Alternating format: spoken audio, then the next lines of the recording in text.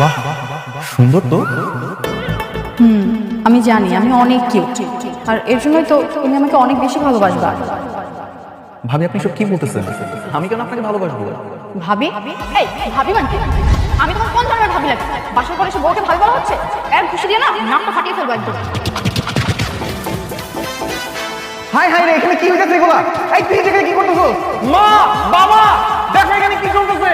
তোমাদের ছোট ছেলে আমার বাসার উপর কাইতে নিতেছে। এই, তুই আমার বাসার উপরে কি করতেছো?